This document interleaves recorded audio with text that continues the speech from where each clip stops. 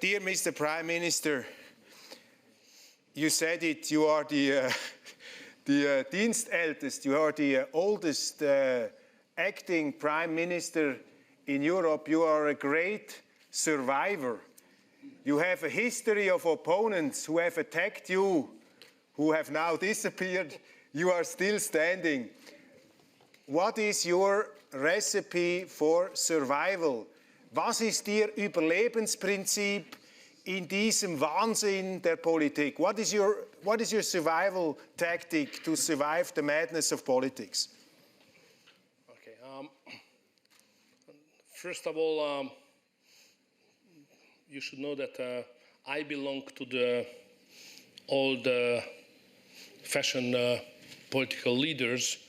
In the modern world, it's quite often happening that they switch from politics to business. When I was raised and started to be active in politics, that was not the fashion. So when we decided to become politician, it means that it's a mission. You know? We will not go to the business and back. We will serve, that's public service, you know. We will serve the nation. Even we are in opposition or in government. So I spent 16 years in opposition, but I thought it's reasonable, you know.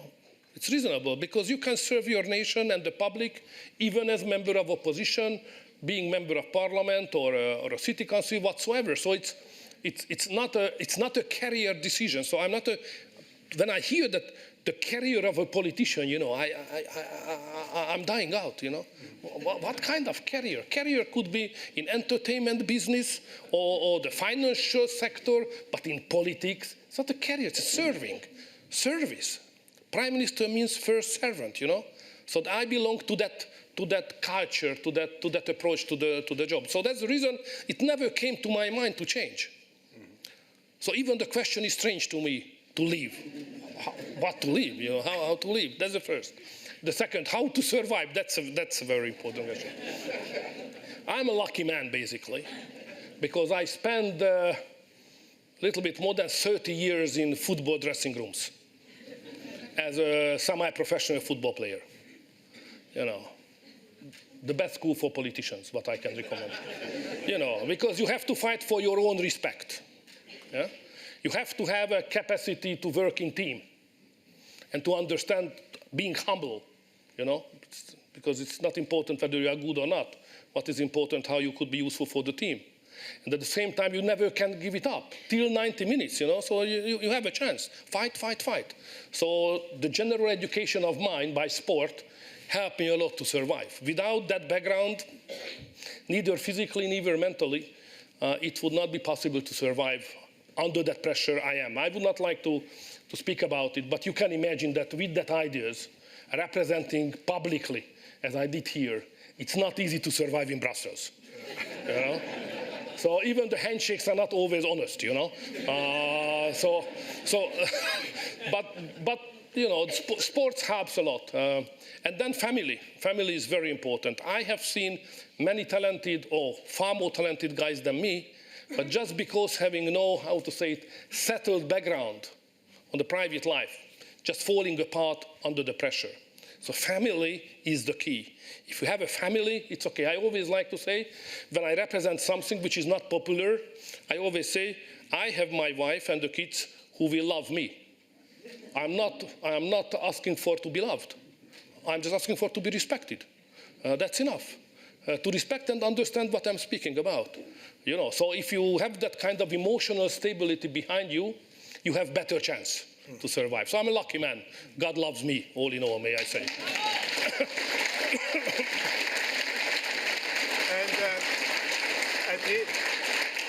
And the interesting thing is, in our short discussion before, you told me that even as Prime Minister of Hungary in your first term, you were still playing football in the third league. In the third league. Every so Sunday. I guess the opposition was very strong on the football field. Now let's not the opposition, the people. The people were. The people enjoyed that the prime minister is kicked, you know. And you were already cut out. This is what we Swiss can a lot sympathize, because we have always the feeling if we go to Brussels, if we go outside, they always attack us. But actually, we like it if we are attacked from outside. Let's go a bit into the political field. Let's talk about Switzerland. You mentioned the situation in the European Union. You said basically the war in the Ukraine, the reconstruction of the Ukraine, this will cost billions and billions. The Americans will fade out, they will disappear, and the Europeans, they will have to pay the bill, which means the Germans basically will have to pay the bill. What does this current atmosphere in Europe mean for Switzerland? What do we have to prepare? What kind of battle is ahead for Switzerland? Because you are a member of all these gatherings, you know what they think. What do we have to be prepared for? You mean in terms of Ukrainian-Russian war or generally? Everything. I mean, I think the pressure on Switzerland, on our money, on our sovereignty, on our independence, this pressure will increase. I count. I got the point. The worst. I got the point. But what is your view? Okay, I have only bad news for you. Because my description on the situation is the following. Europe has had always historically two traditions. One is Roman Empire, the imperialistic tradition, unified Europe, many attempts during the history, and the tradition of the sovereign countries, because nations were created after the falling apart of the Roman Empire. Various tribes created various nation states. So this is another tradition, sovereignty of the nations. And till the Brexit, there was a balance of these two heritage inside decision-making system. The Germans and the French always argued in favor of a more centralized European structure. I don't use the term federalist because federalism means here different. It's a good thing. In the European political language, federalism means centralization. So the French and the Germans always try to find instruments, procedures to have a more unified, ever-closing union, as they say, ever-closing union. This is the key word. But the British and the Central Europeans, basically the we for Poland, Czech Republic, Slovakia, Hungary, we together were strong enough to represent what called, on the language of the European politics, blocking minority. So the blocking minority always prevented the French and the Germans to introduce new centralization procedures and instruments. So it was a kind of balance. So don't forget that the expressions which are quite common nowadays, like rule of law, conditionality, economic governance, even was not on the table when the Brits was in, because it was obvious that the British will never accept. Because rule of law, conditionality, economic governance is nothing else, just instrument to centralize more and more the operation of the European Union. So we were in a lucky position because the Brits and we together maintained the balance. But the British are out, and we don't have any more blocking minority. And the centralization-loving part of European Union, creating new and new institutions, new and new procedures, and try to push us, not to get the money. Okay. Hungary has an average development of the European Union 76% or something like that. Because of the sanctions, we don't get the money from the European Union which we should get. What we have to pay in, we are net contributors. So a country at the level of development, 76% is a net contributor. How is it possible? So that kind of instrument, financial instrument, to punish you if you don't support what they would like to do, is getting stronger and stronger. It's more and more difficult to survive. Just the last story, which is vital, even for you as a Swiss anyway. So the Germans initiated that all the decisions, especially concerning foreign policy, which must be done unanimously, should be converted into qualified majority, which means that Central Europeans and small countries has no any chance to block a foreign policy which is against your vital interest. This is on the table anyway. We will block it, of course, because to change the unanimous regulation to a QMV request also unanimous decision, thanks to God. So we will stop it. But the proposal is there, and they push and they push and they push.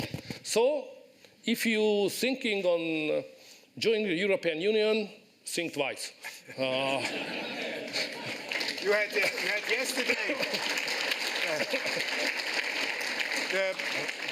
You had yesterday, as I heard, a very good conversation with our federal councillors, Ignazio Cassis and our president, Alain Berset. I know this is all strictly confidential, what you have discussed, but we are among us here.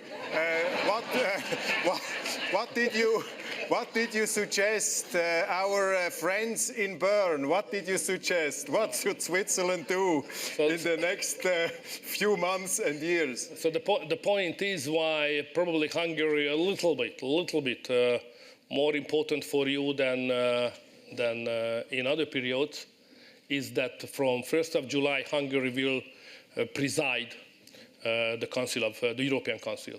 So we will be the president of the political decision-making body of the European Union. We have a strong impact on the timetable of the Council. We have an impact on what kind of issues will come up. And therefore now we are a little bit more important for Switzerland than we were earlier. You have a good chance to close the negotiations with the European Union during springtime next year, but if not, you have a reserve. That's Hungary. If I can make a suggestion, the best thing would be that you just cancel Switzerland from the agenda if the EU. The best thing is if they forget about Switzerland in Brussels. This would be very safe for us. Sounds attractive, but don't forget, if I may mention, the Hungarian dilemma, why we are in, even under these conditions. So it's important. Because we are in. It's our own desire, own decision. We are in because we would like. So the first is, don't forget the market. So I don't like this kind of financial transactions, what's going on, distribution system. It's not bad because we get money, but this is not the heart, this is not the essence of the European Union. The sense is the market, the big market. And for a country like Hungary, it's vital to sell out our export products in the European market, to access to the European market. That's first. Second, which is a political dilemma. If you are not member of European Union, but you are on the market as you are, the decision made in Brussels will affect you, but you are not sitting at the table to influence it. So this is a political dilemma, which is the more reasonable track to be followed, just to be honest. But it always depends on who is sitting on the table. If you were sitting on the table, no problem. But if I think of some people in Bern sitting at that table, I would not be that sure. Let's take a question here from our audience. I'm happy that it's not a question. Thank you. Let's take a question here from the audience. What are the parallels between Hungary and Switzerland? The most important one. My home is my castle, so it's very important. So I follow the laws, I pay my tax, and then disappear. It's my life. It's my life. So that kind of basic, everyday, not a heroic way, but in a very everyday sense of freedom, is something very common. Local communities, resistance always to central government, big tradition in Hungary, So it's so that kind of a little bit, for us, for the European Union countries, a little bit strange, basic or basic democracy, what you experience, a little bit strange, but it has a good reason to do so. So we rather see it positively. Surprisingly, there is another emotional coincidence, and this is neutrality. Hungary is not a neutral country. Hungary is a member of NATO, but we love neutrality. We love the countries who follow neutrality, and we admire that you are able to maintain. But unfortunately, because of geography, Hungary cannot have the luxury of being neutral. You have a luxury. We don't have it. So that kind of, even inside an alliance system, to be independent as much as you can is also something similar and drive us to the positive understanding of neutrality in the Swiss politics. So that kind of common things are quite obvious. So it's not difficult for a Hungarian to enjoy to stay in Switzerland. So it's culturally, it's not an alien territory. It's something which is known. We understand the cultural, reflect and settle of your life as you do it. Plus, in Hungary always we have a strong Calvinist tradition, which is also known in Switzerland. So in Hungary we have 75% Catholic and 25% Calvinist, and so we understand the Calvinist tradition. A lot of Hungarian Calvinist traditions leads us here to Switzerland back as well, as you probably know. And Calvinists are very good in politics. So the Catholics in Hungary sometimes says that Hungary is a good country, but too many Calvinists are in decision-making position of politics. And I think it's sometimes right. We have a very prominent Calvinist in the room today. Former federal councillor Christoph Blocher. His brother has even studied theology with Karl Barth in Basel. So they are experts in that field, and I can assure you, it is a good basis for success. Very few are aware of the fact that the testament of Luther, the piece of paper, is in Hungary, in the Hungarian Lutheran Church. Oh, yeah. Interesting. You have made a big impact in 2015 as this prime minister in Europe who stood against the migration policy at the time of Angela Merkel. You mentioned it in your speech. Migration is a huge topic in all the countries. Migration is probably the defining issue in politics at the moment. And what can you tell to the audience, to our politicians? What should our politicians do in order to get back control of this migration, which is out of control? What do they have to do? What is your rule of success? So first of all, for clarification, we have to distinguish the migration coming from the West and migration coming from other civilization. Because if I understand correctly, you have a problem getting a lot more and more people from the West to work here and to stay here. I'm not speaking on that challenge. It's your unique problem at this moment, anyway. What I'm speaking about is migration coming from another civilization. May I say non-Christian civilization. That's what I'm speaking about. Okay, it's true that my suffering, persecution started 15 when I took the confrontation with the Germans on migration issue.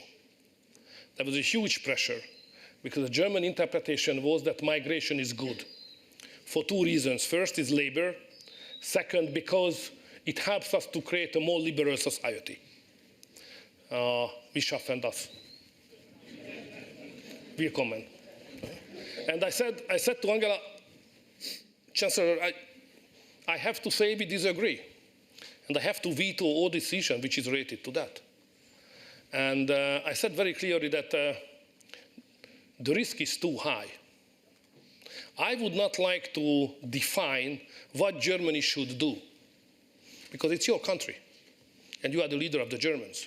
So if you would like to accept them, let's do it.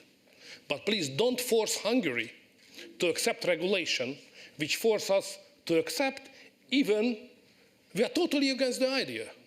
So that was what I call the tolerance offer to the Germans. So please tolerate each other. You have different ideas, we have different ideas. But she said no. It must be a common European policy on that subject. So there was no other way for Hungary just to resist and to veto and to build a fence and to introduce legal regulation, which is which strengthened the border. And I became a black sheep immediately in one night, just because I said that it's too risky. I haven't said that it's already proven that your integration concept is failing. I can't say that. I wish you were right. My point is that it's too risky, and we Hungarians would not like to take that risk. And I wish good luck to you. And come back to the point after 10 or 20 years, and let's see how the integration policy of Germany worked. But don't force us, don't force us. So that's how the whole pilgrimage started for me in the European politics. But I had to resist. And how did you stop the migration flow, basically? Was it the question of a fence, of a wall, or how do you do it technically on the ground? By strength. By strength. It's not a nice job. It's not a nice job, but it needs police, army, border guards, weapons, fence, law enforcement. Don't forget, it's a crazy situation in Europe that you have to accuse yourself while you use the law enforcement instruments, To cross the border illegally is a crime. Nobody can do that.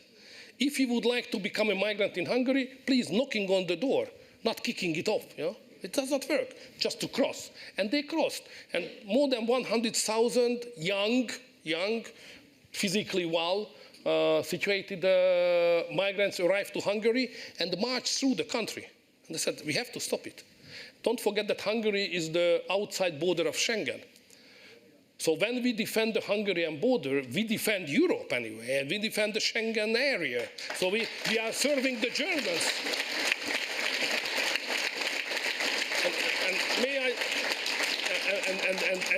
May I say that we spend more than €1.5 billion up to now to defend the borderline, and we have got nothing financial support for that purpose from the European Union. Fence is a taboo. Fence defending patrol cannot be financed from the European budget up to now. But I would like to be very clear. I am not against the human being of the migrants, because I understand that they are in trouble.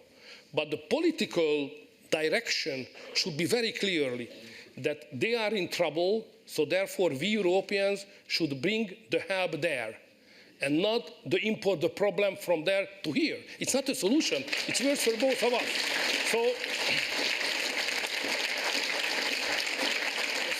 So I try to be as kind as I can, but this is the only I stand here. I can't do anything else, just that, may I say. On the integration, may I have one remark? Sure. Which that kind of trouble is a good mirror to look at ourselves. Okay. What was the idea? What was the philosophy behind the idea of let them in and integrate them into the Western societies? There were two concepts. The first is that they became workers, and then through the economy they will be integrated.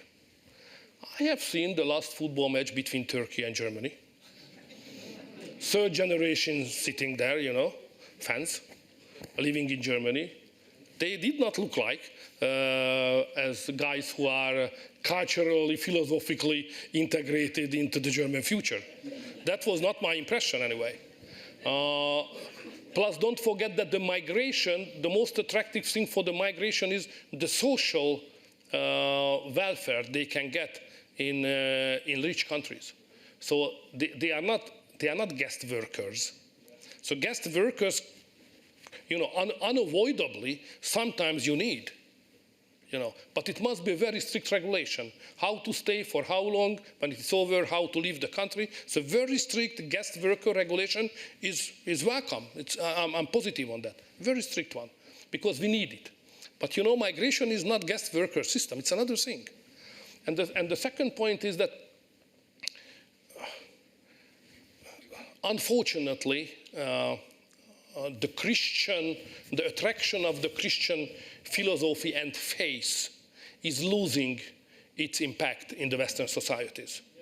And when we would like to integrate somebody in a society which based on the Christian heritage, we would need a strong Christian, attractive, convincing energy.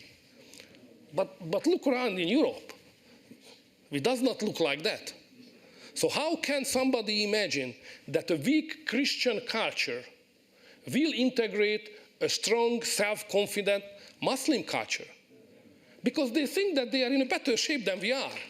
They are convinced that they are psychologically better than where we are, So a weak Christian community, for a weak Christian community, it's very difficult to integrate into the Christian tradition a different kind of group of people who has a far stronger belief and faith than we have.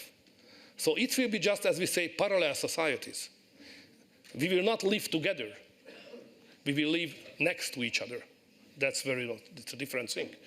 There will be their life, their society, and ours. That's what I call risk. It's too risky.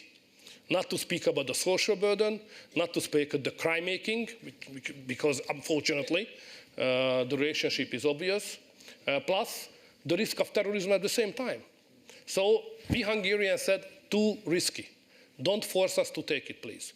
Probably we are not right, but we have the right not to have the right.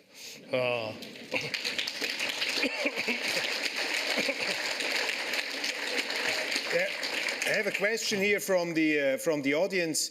I'm speaking about the summit of Xi Jinping, where you have visited and you have talked to the world leaders. You have even talked to the Lord Voldemort of present times, of the devil incarnate, whose name should not be spoken out. Let's call him Vladimir Putin.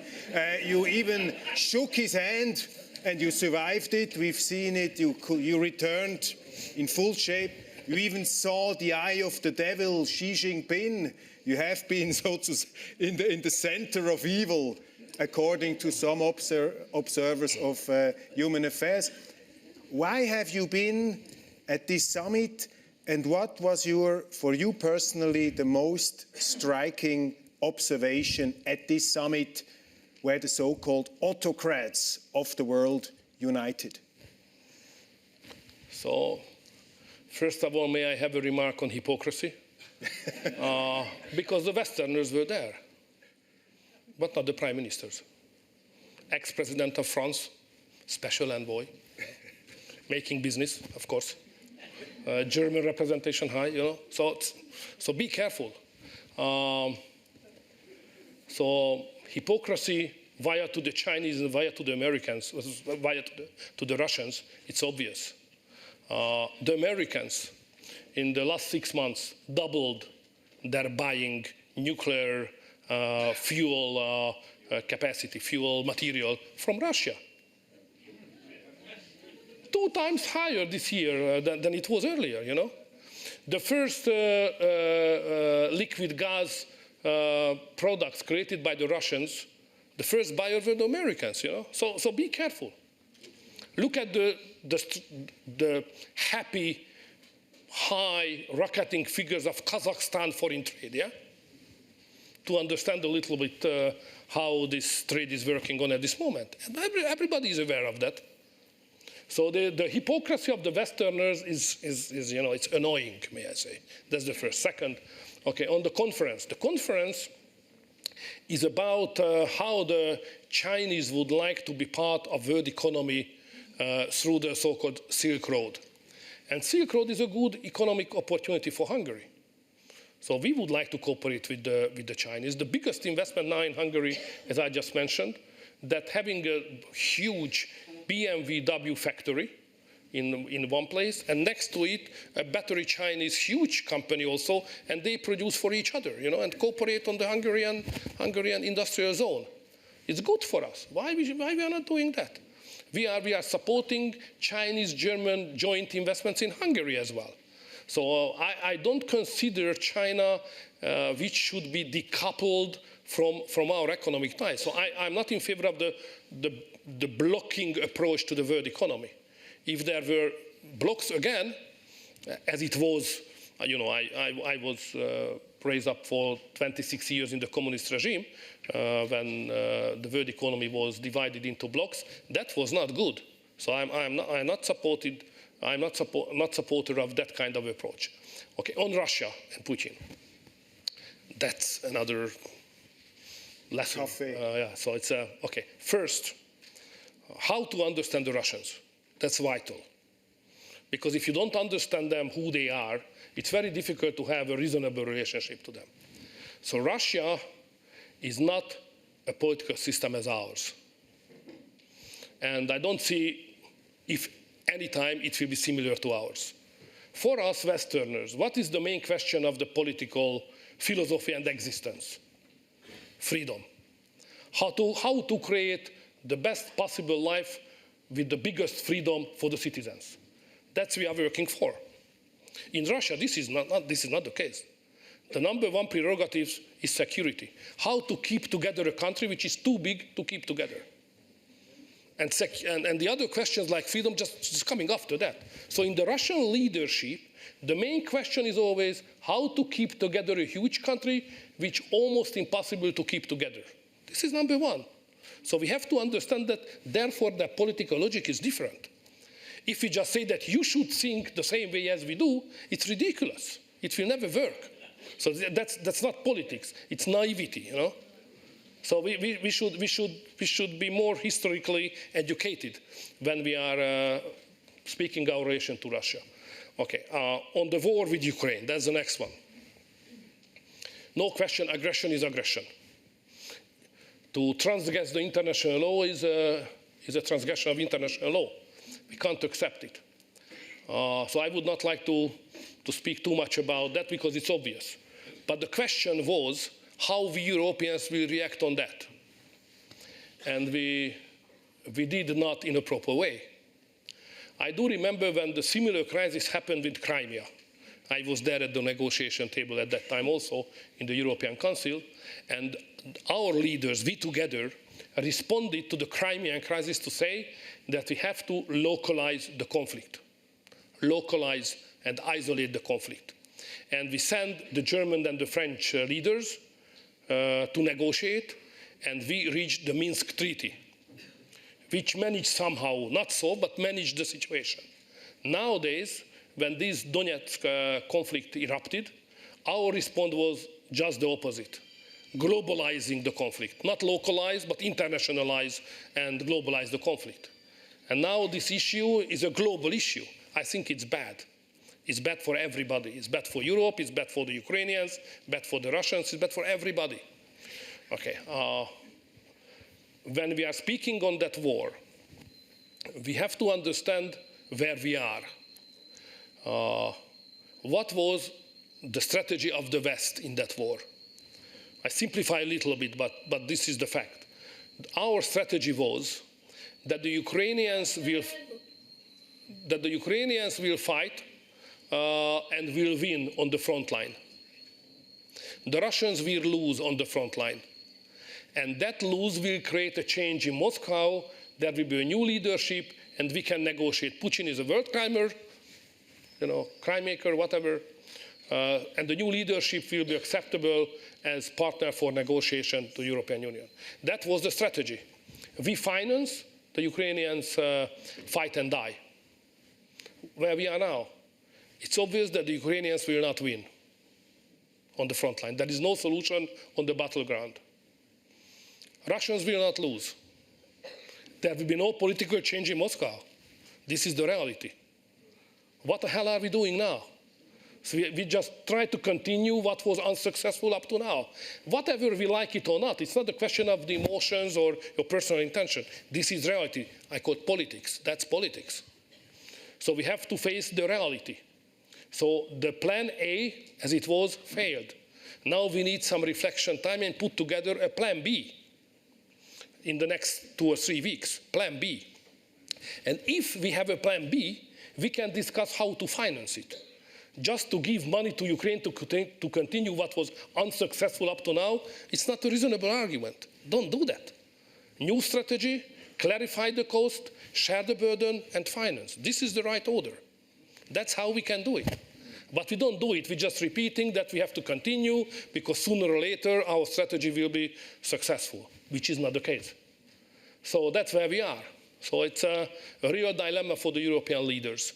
And it seems very technical, but it's more than that, that at the same time we should not finance the Ukrainians through the European budget. Because the budget planning process is a strict something. If your budget is not in order, your economy is not in order. And if you have a spending which is not clarified, how much is it? It could be 50, but next year it could be probably 40 or 60. Nobody knows exactly.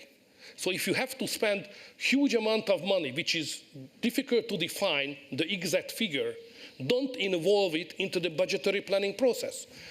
Run the budget and separate the Ukrainian money in a fund, which should be financed not from the budget, but from the member states' budget. Give the money there and send to Ukraine if you wish so, but not through the European Union budget, because it will destroy us, and there will be a mess in the European economy. So that's our considerations we have. So we see how the Ukrainians are suffering. My heart is with them. You know, they are coming every day to Hungary. 150,000 Hungarians are living in Zakarpattia, which is part of Ukraine, ex-territory of Hungary. They are conscripted, the young guys are conscripted to the Ukrainian army, and they are dying. So Hungarian guys are dying in that war. So I'm not speaking about a philosophical issue.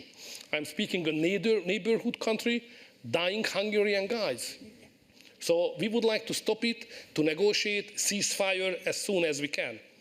So we should not first contemplate on the peace treaty, because if the peace treaty is a precondition of ceasefire, we will have never ceasefire. First, we have to have ceasefire and then provide some time to negotiate about a bearable arrangement, peace arrangement after the war. This is what we should do. That's very simple, traditional approach to the leadership issue. But I have only one vote in the European Union. And this vote is a small one, you know. So. I got a discreet sign from the protocol director, a wave with the Matterhorn, that we should now go into the last few questions. I have 2 quick questions to finish. I mean, thank you very much. I got so many intelligent questions. I will send it to the Prime Minister to answer it in written form and return them. If I look at the newspapers and at many speeches from so-called Western leaders, they tell us we are now entering a new world, a so-called change of tides, eine Zeitenwende. We will have a new situation where we have economic blocks. We will have a new Cold War, or an absurd version of the Cold War, the West against the rest, the West against East. That's the cliché in the newspapers. What is your view?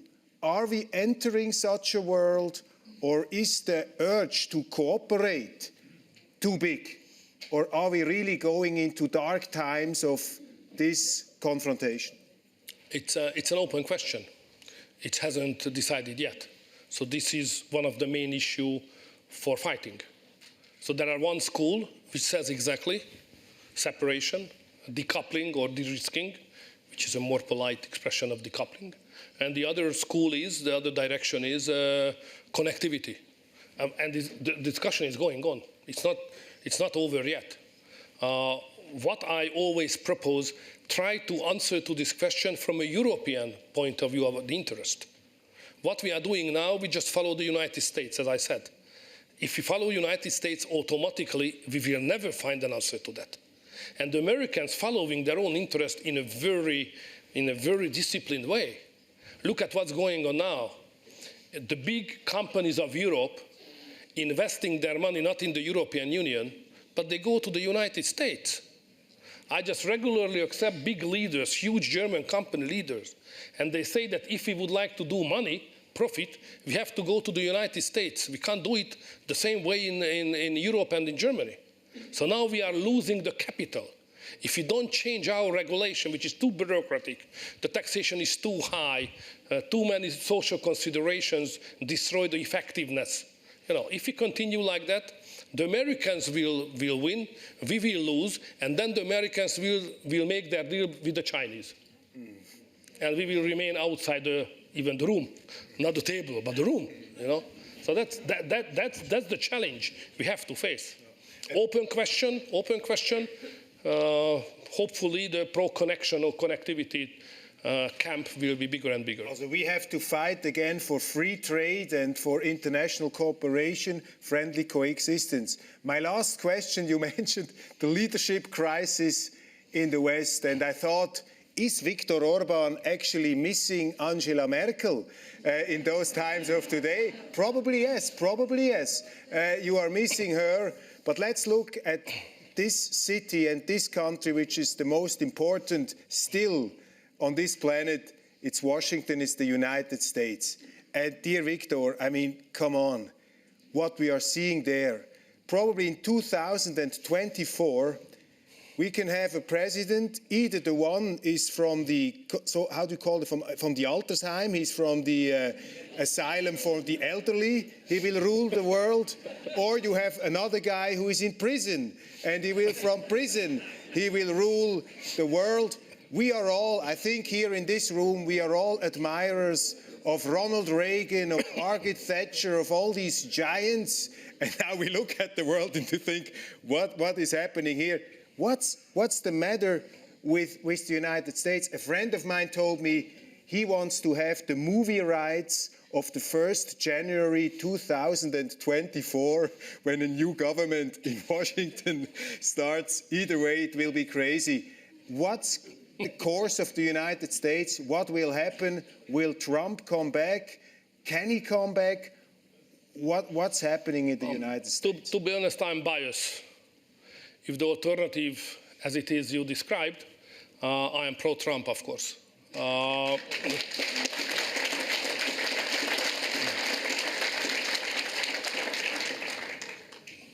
is a Hungarian saying I try to translate into English. Only the dead fish is swimming with the current.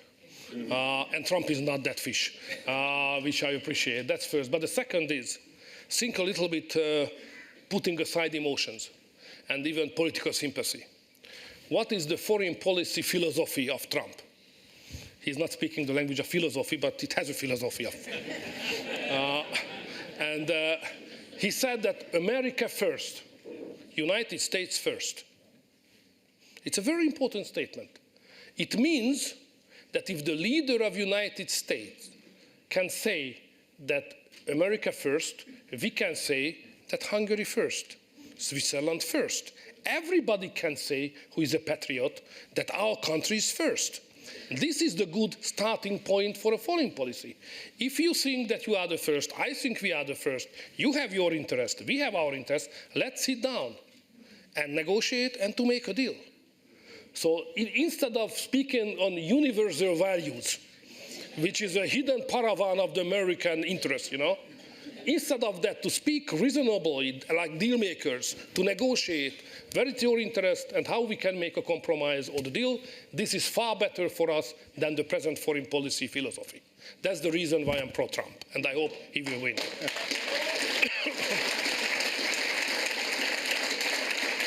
Well, we could, thank you very much, dear Prime Minister. We could continue, we could go on. One very quick question for one sentence. What are you doing on Christmas? You're looking, we look at the silver lining at the horizon. Christmas is coming. What are you doing on Christmas? With the family. try to keep together the family for the, for the Christmas dinner, which is very complicated logistical issue, by the way. Okay, thank you very much, Prime Minister Viktor Orbán. Thank you. That's great. Thank you very much. I have some. Thank you very much.